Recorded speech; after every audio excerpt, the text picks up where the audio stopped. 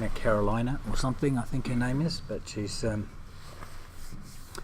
yeah, she's got about 1,000 followers. She just does neat little things, cats and stuff. Hello everybody, I'm Brook Waters, and I have Linda and Sergi with me from Stickmen Media. So doing our stream on the development of After the Light. So Linda is our animator, modeler animator, and Sergi is modeler, sculptor, texturer, yeah, dude, that basically works with us. I'll just see if I can get a better image of us there and push this up a bit. So see if I can expand our window for the time being while we're talking. So essentially these guys were given the task of creating mostly the characters and props for our game. So initially when I suggested doing this game, we didn't actually have somebody available to do concept art. Mm-hmm. And the task was to create a small army of different zombie characters. So I guess, Sergi, we started with your pipeline. So if I shrink our window down again, do you want to talk us through your... Mm-hmm. Go to the wrong window and trying to change it to our pipeline document here. Yeah, well, the task at the beginning was pretty clear, so we needed some kind of straightforward way to make zombies in a relatively fast way to do it. So I decided to just had a look at different companies and other projects for doing this task, and figured out how we will be able to make such a big thing mm-hmm. in a very small amount of time. So I spoke with Linda as well in its time, and decided to make some kind of modular characters. The modular characters are basically characters that are made of different parts. We have a small example here. This will be very important to us because it will allow us to just break the mesh in different parts and then assemble those parts again to make another kind of zombie. Mm-hmm. And yeah, we began with this idea and started to make this will be for the modeling process. So we started to make this idea bigger for the other stages of development. In this case, not just modeling, but sculpting as well, and texturing, and rigging and animation. So yeah, this was the beginning. Here we can see one example that we use from internet. This is a very basic character that it's pretty good just to see exactly what we are talking about. We can see the different parts of the mesh as the torso, the pants, the head, and the weapon is always apart. Mm-hmm. Now our generic zombies don't actually have weapons, do they? They're just... No, yeah, but just, yeah, exactly. So that's a good advantage for us because we don't have any kind of weapon for the enemies, just for the bosses, because King Leon has a very big sword. Mm-hmm. But yeah, this is a very good example. Our zombies, if we can scroll down a little bit, so we can see. Sorry, I'll let you operate the mouse. Thank you very much. This is the example. As initially, I thought that we could divide our geometry. We didn't want to make extremely modular characters. That means like the character that we saw above, it's made of several different parts.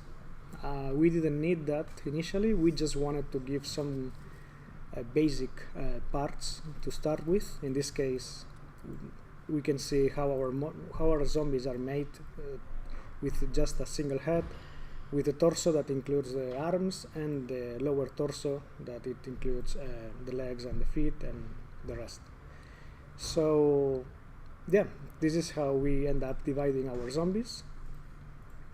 It was easy, so we didn't have to to focus in different parts of the zombie, like the arms or things that are completely, that you have to make lots of different limbs. Mm-hmm. So in this case, it's not necessary. This was a good starting point. So yes,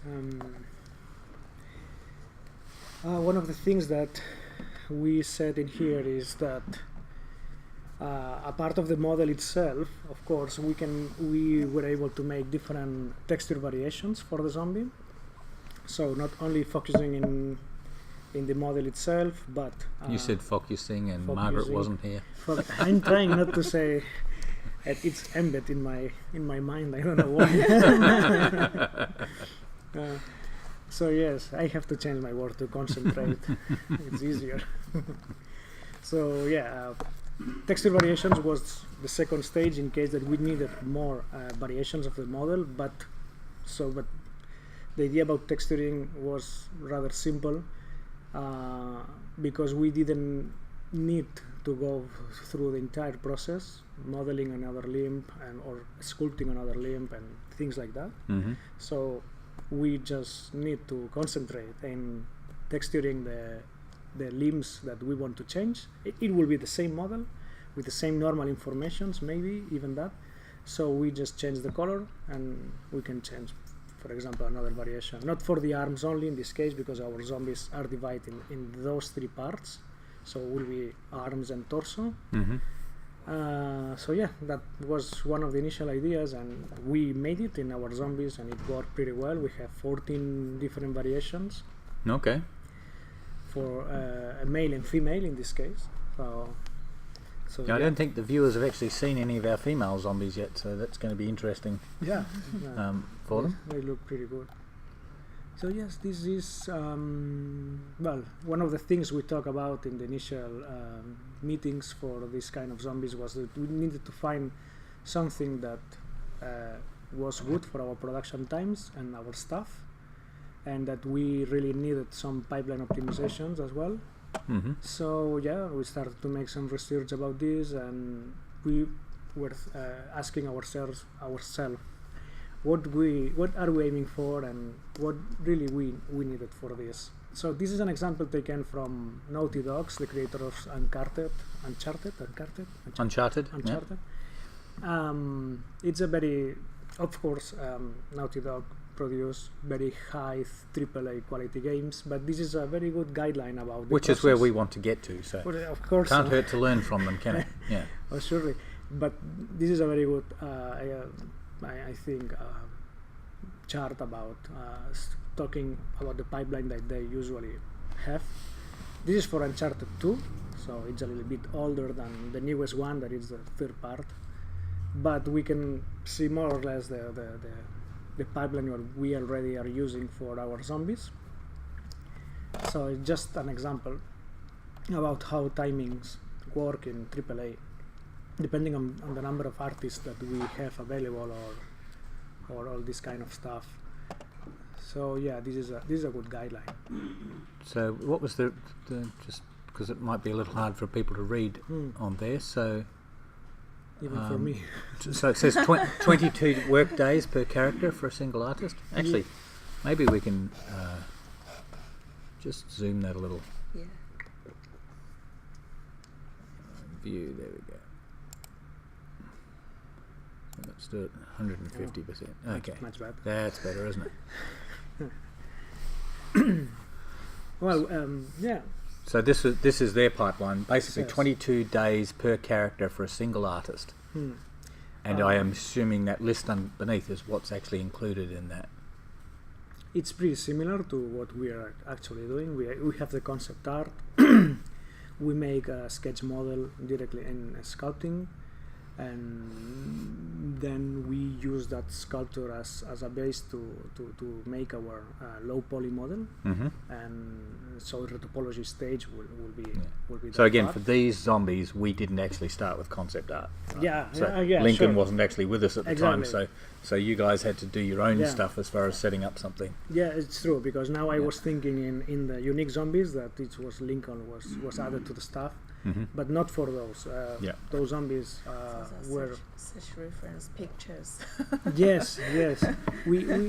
That's lead us to the next part, because for the concept art we didn't have concept art, so we had to do something different. We use male references and female reference from free 3D software that it's called Make Human, that produces very fast models, generic models that with no personality and anything, just models, but they are very good to start with. So we use those models to just put them in sculpting process and start making some kind of new faces, or for zombies like the ones that we have, even of male or female. So it was very helpful. What's the license on those things? Do we actually owe them some money now that we've used them? Make Human? Yeah. It's completely free. It's free. Yeah. Yes. So no license that says if we use it for commercial purposes we have to... No. Sweet. All right, that's a hint for everybody then. Go to Make It's a Human. good question anyway. Get some generic critters, And generic it's people. very easy to for everyone to use. Yeah, just we only use it as just the base mesh, very base mesh, just to have the proportions as for humans, and they work pretty well for that. But we had to retweak all the topology of those models, because we had some issues with the character models we wanted to make, but it works pretty well as a base. So of course. So yeah. Let me just catch up this.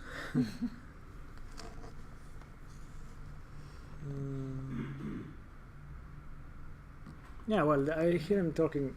The second point is realistic and unique characters. Lots of them requires a team of artists working in different disciplines. But this is completely it's normal. But and in fact, the bigger the studio gets, the smaller the focus of each artist. So exactly. We will cease being generalists and will become specialists. Exactly. Yeah. So Linda will only do llamas, and I'm assuming not. Not that special, but yeah. Yeah.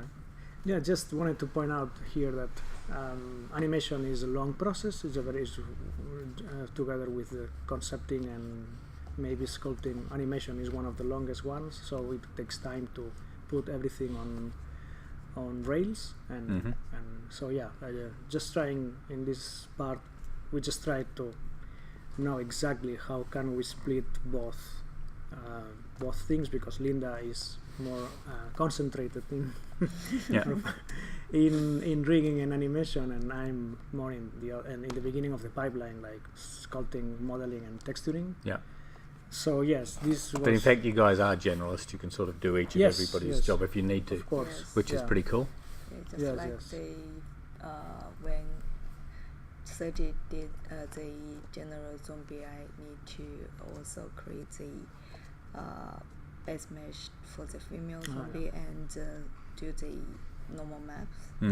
Yeah, and it's just like sometimes Sergi will also could create some like rigs or animations if he have free time. But at first we just focus our just spatial work, just like Sergi is good for the modeling and I'm better for the animation. Yeah. So if we were actually doing these models for somebody else, this is just something to point out about the cost of these models, how much actually goes into them. Each of those models has an opportunity cost to us, which is the cost we'd actually charge somebody else to do them.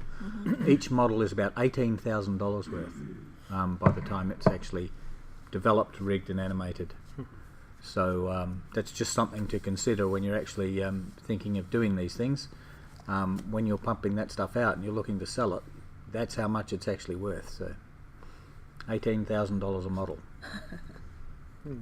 It's affordable. So yes, here is maybe just summing up the complete pipeline. So yeah, with a pre-production about how many zombies we usually will need and how to prepare the initial models and work with the different variations.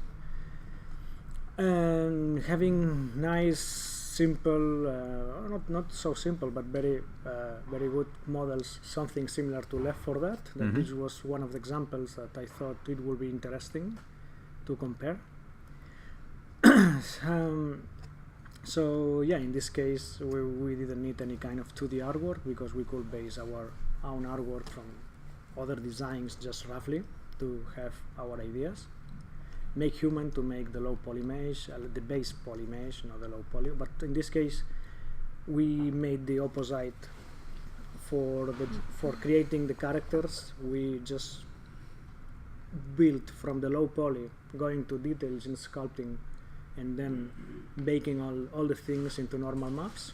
So it was faster in this way for this case because they are generic, and we had to only have a base and just not bothering about anything else.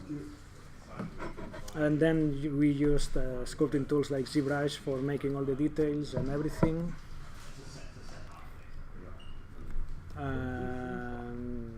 And then the modular characters, so we can make all after that we can make all the variations.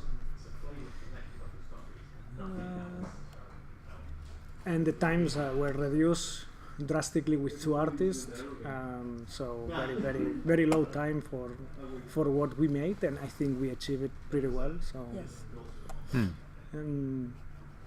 and the females. You two are quite a powerhouse team, aren't you? When we put you together on stuff. Yeah. Currently, we just have 7 different zombie for each, like female zombie and the male zombie. But actually, if we need more, we could just regroup them to create a new one. Indeed, Absolutely. and as we go on past early release into or early access into later versions, we might well add new zombies and Yeah. just keep it all fresh and interesting looking for people. Yeah, this is a good example about the same model. It's completely the same, but just changing the texture. This is from Left 4 Dead, from Valve. I think they just changed colors. Yeah. Yeah, but Yes. they are a very good example Yes. because their creations are really good. So this is a very good example about what we wanted to achieve. Well, here is all the software we usually use. So Substance Painter, Photoshop for texturing, rigging, it's Human IK in Maya, and animation. Linda, you wanna add Yes, we use Human IK rig from Maya, and also we firstly we bought like a package of mocap animation, and also for the general zombie mostly animation we are modified from the mocap animation source, and also for the like special zombie like the boss cameo, we actually took the video reference and create the animation by hand. And for the animations, because for the general zombie we just share the same skeleton, so we actually just create one pair of the rig for the general zombie and another pair of the rig for the female general zombie, because they have different height and even different lengths for the arm and legs. But they are different, have some different from the rig side, but we can still using the same animation source. So I just create the animation for the general zombies, and then just using the general zombies males animation, create another copy to use for female general zombie in Unreal. And I think I will show this process in the next video. Yeah, we'll actually not show the today. videos. Yeah, Oh, so that's not in today's video? That's Yes, today video is just a review, so we can just directly see all the zombies and some of the animations. But about the process, we will talk about it in the next video, maybe the day after tomorrow. Okay. Yeah. That's right, because I think we've got Diego tomorrow. Yes. All right. Okay. So yes, after this we have a list of different optimizations for bosses, unique zombies. This is not about the generic ones. We mostly covered all the generic steps for the generic zombies. Mm-hmm. So here I say that currently bosses are quite unique, but we have when we wrote this, we didn't have the unique zombies like Crosstie Joe and things like that. Mm-hmm. So yeah, we only had the bosses in for this document. So, but the idea for the bosses was a little bit different to the generic ones. We needed the 2D concept art from Lincoln in this case to speed things up, the orthographic views. Trying not to add extremely micro detail into the sculpture, so to not make it extremely dense in micro detail. Micro details means the pores and everything, and that we can see even parts of like Manfred's, part of so things like that maybe we can avoid doing that, so it will speed everything up. So just making a few details like we made with the generic zombies, but those details that make them look like unique, and obviously the model is quite different to the generic one, so that the players see that model completely realize that it's completely different. Okay. So yeah, in trying to avoid as many props as we can. So props, I mean, for characters, that means the details on clothes, weapons that they can use. We actually do not use zombies with weapons. Oh, we have one, don't we? We have yeah, got that. with King Leon. No, the Boney. Boney actually has a sword. Yeah, Yes. skeleton soldier. It's true. Yeah. Yeah, you can remember the one. And then we can use so this is more technical about the topology techniques that we can use for ZBrush, 3D Code, other softwares that works pretty well for this process. Okay, so we talked a bit about ZBrush the other day as being our preferred sculpting thing rather than Mudbox. Yeah. So for what reason is ZBrush, do you think, the better tool to use? Oh, we need another stream session for that. Well, just briefly. Okay. What are the things that make you love ZBrush? ZBrush has lots of very useful tools, and the basic nature of ZBrush is stronger than Mudbox. I like the remesh. The Z-Remesh is pretty useful as Yes. well, and the What does that do? Dynamesh. And Dynamesh. Yeah, Dynamesh. Dynamesh is I think it's best for you to Yeah. explain it. yeah, Dynamesh is you take a primitive Mhm. and you just start, brushing and everything, adding clay, and then you just, let's say, pressing a button or something or clearing the mask. You can have the geometry perfectly adaptable to the mesh, so you are not stretching anything. So you are sculpting, really. Okay. You are not using a primitive, a geometry with a silhouette and everything, just the sphere, and you construct something. Okay. So that's briefly in my English, so I can speak about this. So, That's okay to use the language. Alright. so yes, this is one of the advantages, and the tools, everything, and it's the workflow. And I also awesome. think the running speed, the ZBrush is much better than Mudbox. Mhm. Mm. Yeah. From my experience. Yeah. As I said in the other stream, Mudbox is still a very good one for texturing in legacy shaders, so I really had a good time with that. But yeah, ZBrush is the king. Yes, we've got a bit of a pause there, so our stream's not working really well today. Hopefully we're not... Yeah, it looks like today's internet speed is not. it's not ideal. Yeah. Mm. Yeah, although we are still streaming, so and we've got 6 viewers, so somebody's actually watching us, which is good. Very sorry if you're actually experiencing some pauses out there. We've done all we can because we're plugged into the hardware line rather than going wireless. So I don't know anything else we can do at this point. So the other thing you actually had up there, if we can scroll back just a little bit, is another one of your favourite tools is 3D Coat there. And so tell us a bit about the tool, what you're actually using 3D Coat for. 3D Coat basically is the competitor of ZBrush, but 3D Coat has, for me, a very impressive UV tool for unwrapping models. So I'm using 3D Coat mostly just for unwrapping models. Okay. Then I unwrap the model, and then in Maya I just finish the layout, or with other tools, any other tweak that I need, I do it in Maya. But 3D Coat is, as I said earlier, they made something very boring as a very interesting thing to make. So that's very difficult to accomplish. So yeah, 3D Coat made UV unwrapping like something fun. Okay. So that's it. It isn't necessarily a definitive tool. You use one tool for one thing, and then another tool that's got a slightly better way of doing a task. You'll actually use that too. So your tool set's quite an important part of what you're doing. So you could have actually done the UV unwrap with ZBrush, I take it. With Maya. ZBrush. With Maya. Okay, yeah. So you could have done it with Maya. But 3D Coat makes it more fun, as you put it, which sounds great. It's another dimension.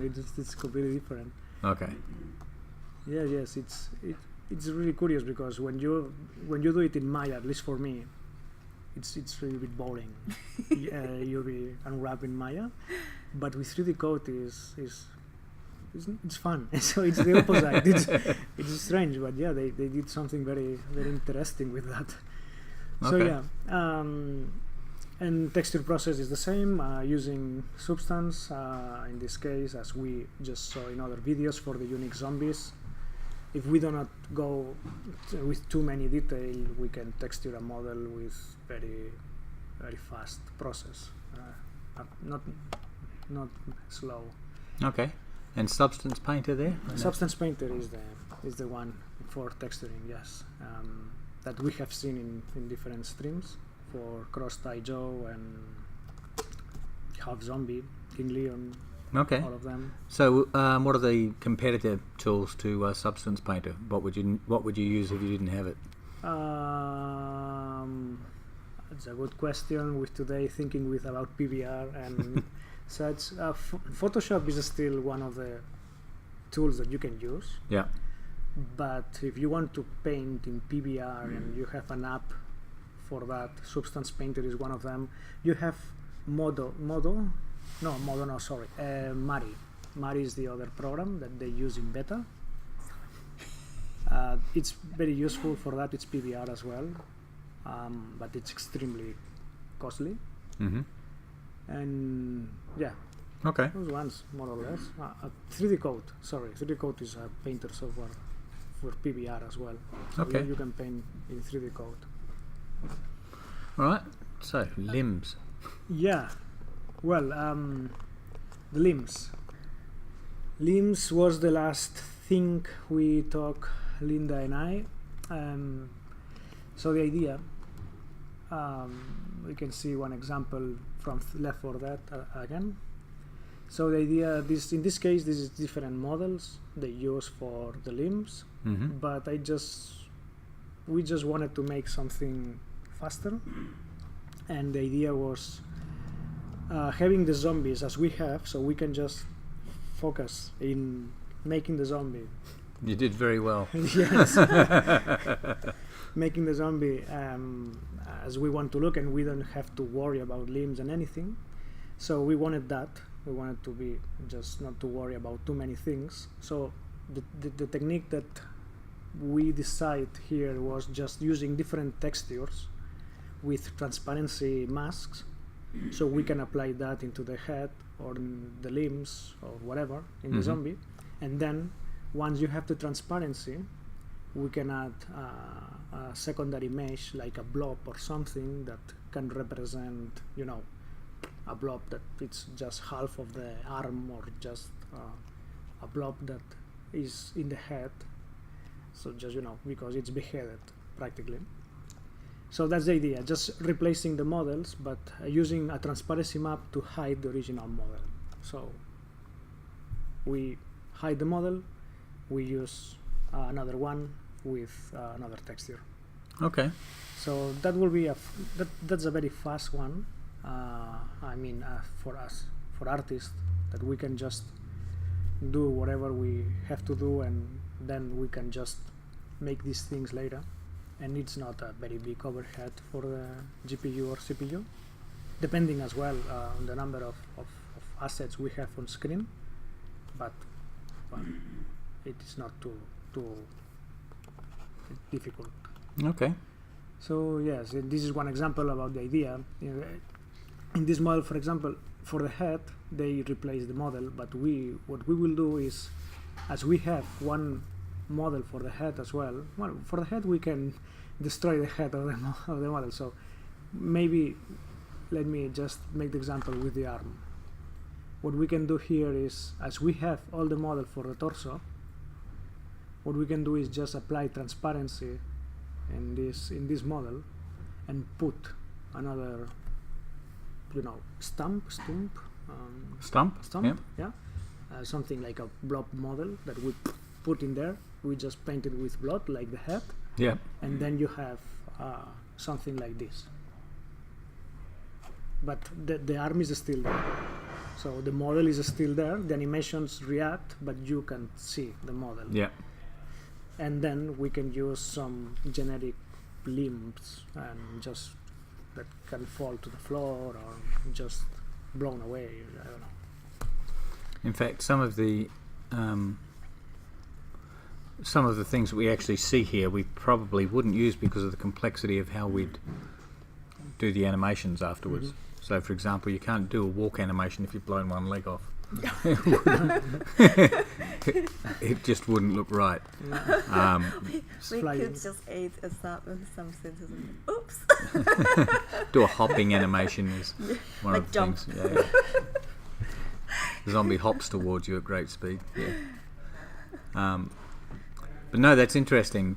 From our point of view, blowing the heads off things so that you'd have that bloody stump as well. We don't actually have a shotgun in the game, do we? No, I don't think so. So, yeah, it's interesting to think where we're actually going to use these things. But certainly we do have explosions in the game.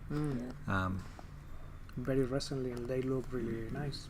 Yeah, that was... I was very impressed to see those, actually. According to my phone, we're actually offline, but... I'm just going to keep going, assuming we're still here for most people. Yeah. All right. So where else do we go from here? I think it's everything. There is the other options about having, from TurboSquid or things like that. We can always buy some different third-party assets and adapt to what we need in case that we just run out of time. And we need something fast, and this is another option that we added into the pipeline. So I think it's just pretty good to keep in mind that this is always useful, of course. And external links about the documents, bulb, zombies, characters pipeline, polycount. It's one famous place for modeling, and Naughty Dog for their character pipeline for Uncharted 2. That's the references that I used to. When writing this. So, but yeah, that's it. All right. So when we actually put this up on YouTube, we might actually share those links in the comments so that people can follow through with them. Yeah, don't underestimate using third-party characters that you actually get from TurboSquid or other libraries. They can be a fantastic time saver, and you can make them your own just by retexturing. A little bit of remodeling maybe, but that's certainly a valuable resource. All right, let's move on to the showtime. Linda's movies. So I think I've got these looping, but I have no idea. We'll just restart them if they stop. Yeah. So what are we looking at here, Linda? So this is all our zombie variants, is that right? Yes. this is our general zombie, includes the male zombie and female zombies army. They just I just put them in line and show how they look like.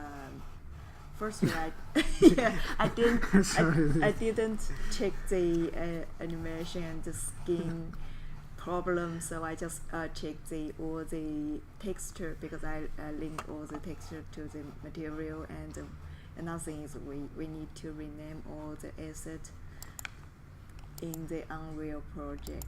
It's easy to manage all the stuff. So, but today is a very good chance to know I actually did something wrong in the skin. So that was skin weights, right? That's Yes, what's actually gone wrong yes, there. then after we play that, we can show the animation sequence on different zombies. So Yep. just repeat the same animation loop. How do I make this movie loop by the keyboard? Looping or faster? I just want it looping. Oh, looping, I don't know. I know faster, but not looping. Okay. I don't know how to do that. Maybe we could just repeat. Yeah, and just keep repeat starting it again. For maybe 2 times is enough, or 3 times. And they just generally just have one idle animation and one walking, and another is like chasing you, raise their arms and want to grab you. And this special one, not the underway one, in the far away is the sniff animation. Just for that special zombie. It's a good camera angle. Yeah, that's on purpose. Yeah, all the female zombie. At first, I was thinking about to put another pair of the skeleton for the long dress, but actually we are thinking about if we need to shoot lots, maybe hundreds of zombies, is a bad idea to make lots of joints in one pair of the rigs.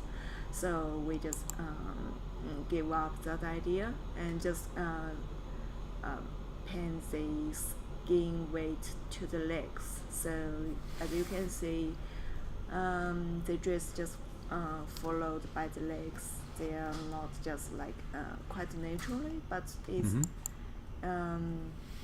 but it's just okay because they are not do very big movement, so it's just fine.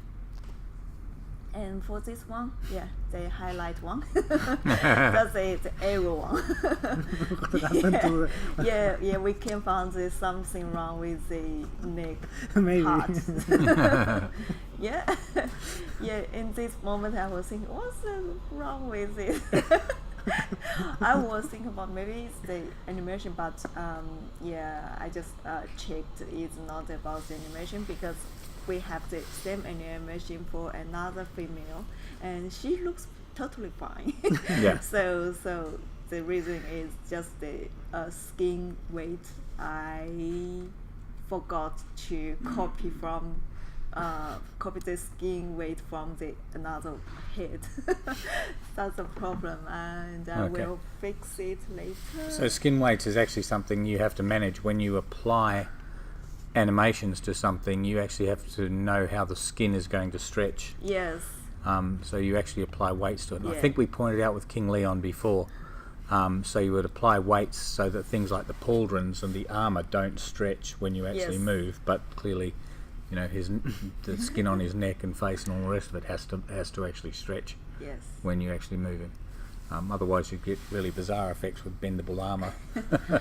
In this case, I think all the head part is just skinned. The skin weight is just signed to the head joint. Mhm. So that's why when head go to the rotate, and the whole piece will just rotate. Yeah, I think after this one we can just show the next video Okay. after finished. I just need to earn some time. This one's going nuts with her. So when are we going to get around to putting some dance moves on these guys? We really want them to do that. Yes. And when Sergi is talking about we want to move some like one side arm, Yeah. and I'm thinking, if we remove that, how about the attack without arm? Well, that is exactly the thing, isn't it? It will look really weird Yeah. if you are to basically blow an arm off. They're walking; they'll seem unbalanced when they're actually walking, Yeah. which is not really what we're hoping to do. Yeah, look, the two female zombies, they have same animation at the moment. So now we can see what's going yeah, on. we can just check the. That this one's got it wearing a head like a bell, basically. So. It's disturbing, so I think we should have to add this variation. It's very interesting. So it really is. I mean, this is. I specifically wanted this kept in when you pointed it out to me as a problem when we were discussing doing this stream.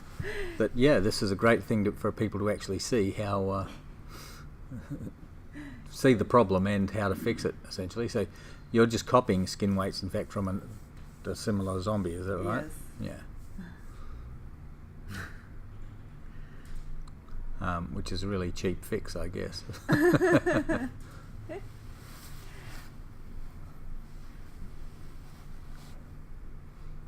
I do love the movement, though. The movement is great. Very staggery, wandering around in her undies.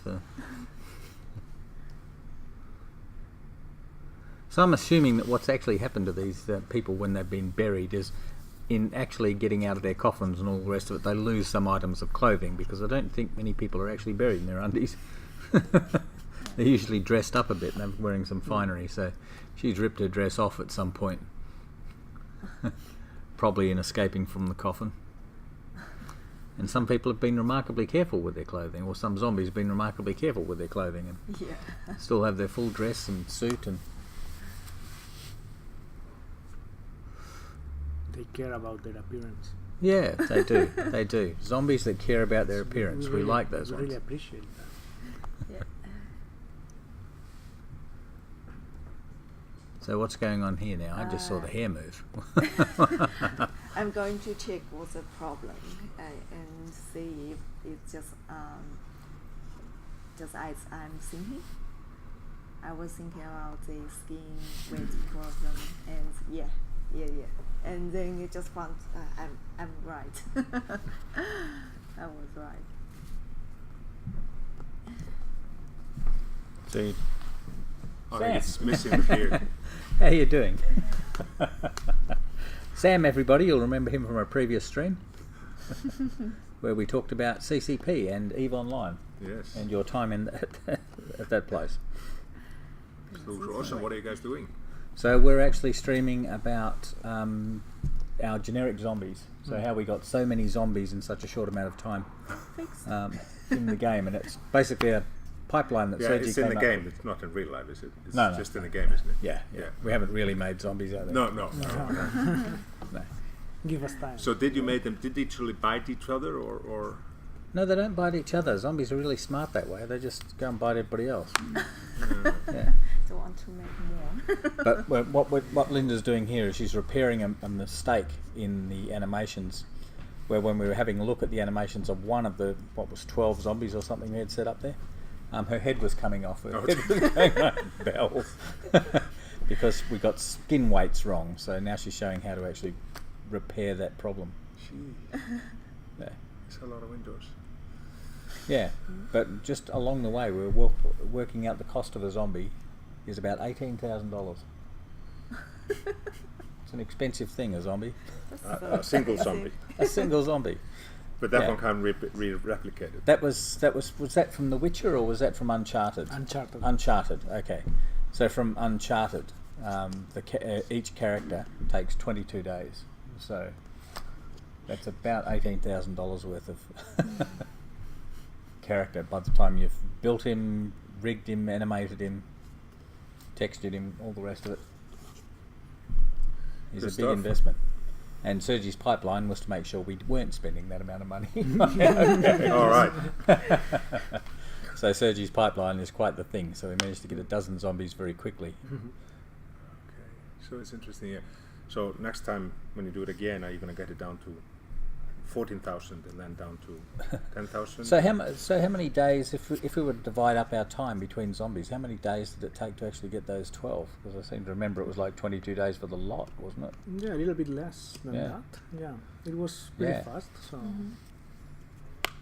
So our price is down around 1,000 or 2,000 already. So. Yes. Yeah. So there we are. See the headless. Yeah. So that's the little mistake that was made. Small one. Have we You should fixed never it? call it a mistake. You should always call Yes. it a feature. Just, A feature, yes. just going to re-import It's a feature. the FBX. But you have to pay for extra from now on. Pay extra for the Yeah. bell ringing zombie. Yeah. See you later, guys. All right. Cheers, ya. Sam. She's gone. Yes. Also need to delete the basic. Oh, you need to do. Oh, okay. So she's got to physically be replaced in this scene Yes. with your repaired one. Yeah. Import the new one.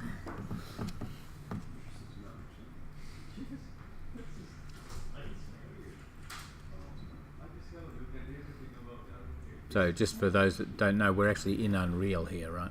Yeah. This is Unreal Engine that you're importing into.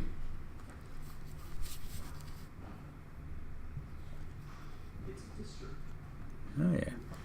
And then because we rename all the material and textures, so if we import a new one, it will bring the old material. So what I'm going to do is just reassign all the textures. Reassign. Yeah. And delete the new material shade. Oh, that's Because interesting. That's something that Unreal need in their pipeline, or maybe they've got it and we haven't found it yet, so that you can re-import without the textures. Yeah, because we didn't delete all the textures. We still have the old textures left, so we just need to bring the mesh and the rig, and we also didn't delete the animation, so just need to fix the skin width problem and import the skeleton mesh FBX. Okay. So perhaps anybody that's got some Unreal experience that might be watching, tell us if there's an easier way to actually do this.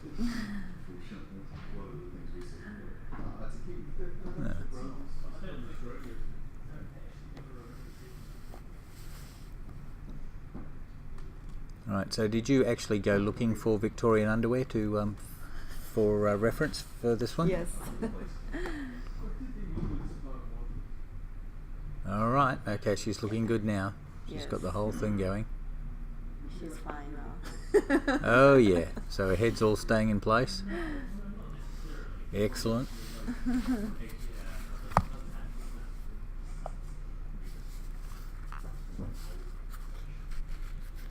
So let's say she's got 2 attacks, 1 idle, and 1 walk. Is that right? That's Yes. the animations that actually got at the moment. Chase animation.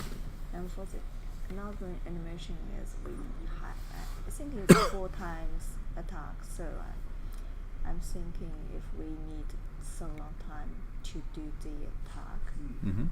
if we don't need that one, we can use the just animation 1 because it just have 1 attack. Yeah. And yeah. Now we don't have any death or hit animations either in this because we're actually doing that with physics, Yes. aren't we? So The red doll.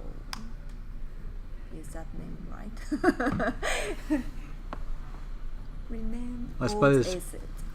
one of the things we could do if we wanted to support those physics things, because at the moment if you hit the shoulder, their shoulder gets thrown back or the chest gets thrown back. If you wanted to support that, I suppose we could have a stagger back animation Yeah.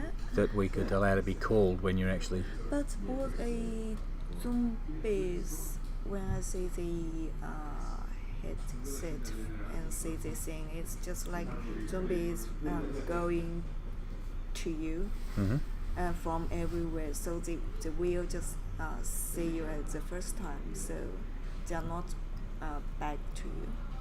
Right. No, stagger backwards was what I meant. So if they hit, so let's say you shoot one in the chest, Yeah. at the moment he'll get pushed back with the force. Yes. But to support that, we could, in fact, in animations, have a little, where he takes Yeah. 2 steps backwards. Like being attacked. Yeah. The effect. Yeah. Yeah. We can create one animation for that. And the nice thing is, now that we've got this the way it is, we only have to make that animation for one, and we can basically put it in all these zombies, right? Yes. So, yeah, so that's a real win for us. Yeah. Yeah. All right. So I'll just go over and start that again. So we've got something on the background. Oh, I've done it again. I managed to. People out there can't see this, but So what's the time? it's nearly we time. still have You don't have to 9 panic. minutes left. 9 minutes of filler talk to do. Yeah, so I guess one thing to ask you guys is, because I've asked you both separately but together, what's it like actually working in Unreal as opposed to the way we used to do things? I'm asking you because you have the one that had the most trepidation about working in it. So Yeah, it's for me is when I first day to do this, and I feel quite fresh and just like touch a new world. And it's very good to see from my side, and the first time I can know what's the problem I will cause in my characters, just like today. If I'm not using Unreal, I just give those assets to our programmer, and when they found the problem, maybe they will just when they test the game, they will find the some bugs, and they will ask me, and then during this process will cost some time, lots of time, and it's good for me to just so if I could use the Unreal, so I could just directly know what the problem is, and I can fix it in the first time. yeah, Yes.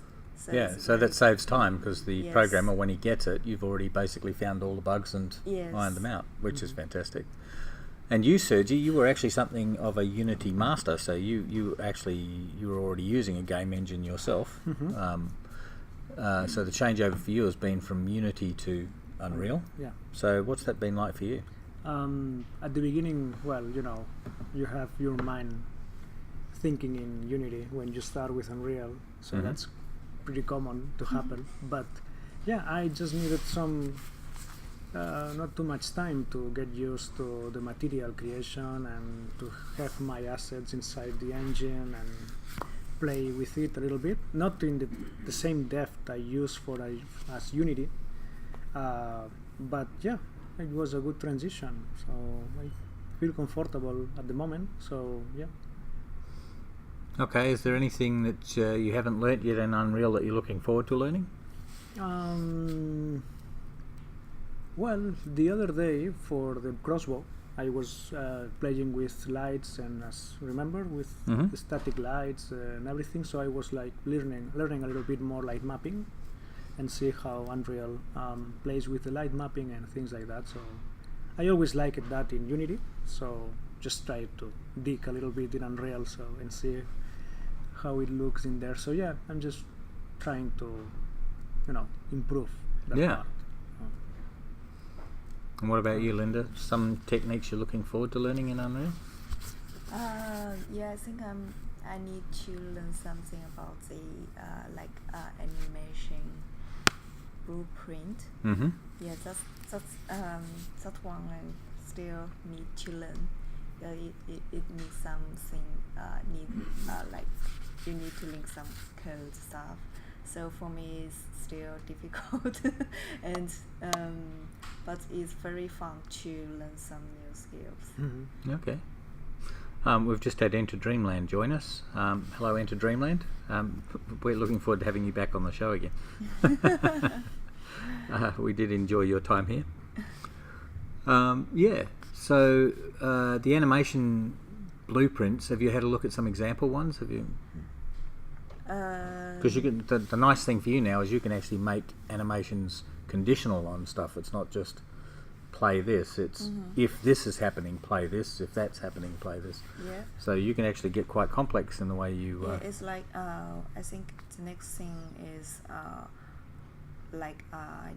need to figure out how to to blend two animation together, and because I was talking about we can add another animation about just for the chameleon, just for the jaw open and close, just for if he is going to have a talking. Yeah. So if he's going to say something, you need yes. to open and close his mouth. Yeah. Yes. So for that one, we could just using a couple of time of the idle loop to just repeat that animation, and then add another just jaw open and close. Then we can produce the talking thing like that. Yeah. So he continues to be a challenge, King Leon. Yes. So there's effects to add to him and all the rest of it, but I don't imagine that's probably more a Lincoln task. I imagine putting the effects on. Some particles. Yeah. Oh yes, particle effect is also. Because I know he drags his sword, and there's supposed to be sparks from the tip of the sword and all that sort of stuff. And also need to add the sound effect. That will be awesome. Yeah. So, have you all been in the headset since he added exploding barrels? I haven't. Yeah. Okay. Because I have to say, they are a heck of a lot of fun.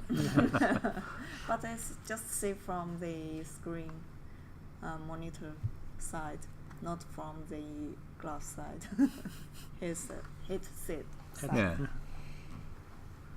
Yeah. No, they. I got to explode my first barrel the other day, but the funny thing was when I first did it, is once the barrels exploded, their explosiveness stayed on the pieces. So you could explode the barrel, and then you could shoot each piece, and they would explode. Which wasn't quite what he'd intended. But it's fun. It was fun.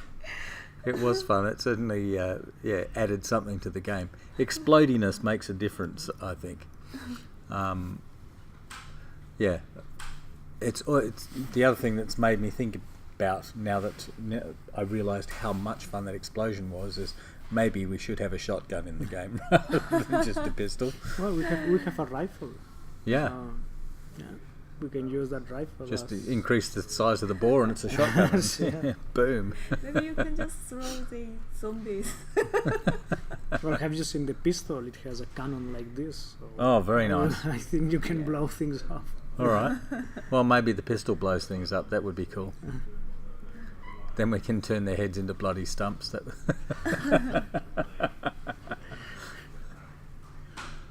Yeah, so you're still enjoying working on zombies? Yeah. They're not the cutest thing ever, but they certainly are interesting. Yeah. Yeah, why not? Anyway, I'm not the one who searches the disgusting pictures. Right, Sergi? Yeah, it's about texture. Oh, man. Actually, I have to say, Lincoln's got an eye for disgusting as well. Did you ever see his beef eater zombie? Yes. We didn't use it just because it used to turn my stomach, but the zombie eating its own intestines. That was just a step too far for me. I thought, I can't really I can't really play the game if this guy's sitting there in the corner Yeah, you eating sure? his own insides. More than No. more than the back of Manfred's back. Yeah, no, Manfred's backside was another thing that put me off. Okay. I was thinking about we could just animate that zombie just lick the screen. Actually, you're famous for that. That's called breaking the fourth wall, when you actually get the zombie to do something to camera. And you did that in our trailer too, didn't you? You had the zombie turn and attack the camera, which was yes, that's right. yeah. So yeah. You're thinking about licking this screen, and the screen have some like licking effect. Oh, Yep, that would be gross. oh, your stomach. We'll see. All right, I suppose that's all right. It's not really breaking the fourth wall in our game because it's a first-person game, so the zombie is going to be doing things to the character. Yeah. All right, well, I guess that's the end of our stream for today. So thank you very much, Linda. Thank you very much, Sergi, for going through the new pipeline by which we created so many different zombie types. And yeah, so for everybody, we'll be on again tomorrow. And I think tomorrow, I say this with some trepidation because whenever I announce something, it doesn't quite work out that way. But tomorrow we have Diego basically talking about setting up the first-person character and shooting. So that'll be an interesting thing. So we haven't done many programming streams so far, so that'll be an interesting programming stream. So Brook Waters, Sergi and Linda streaming the game After the Light for Stickmen Media. We will catch you all again tomorrow. And everybody wave and count us out. Destroy the stream. All the zombies.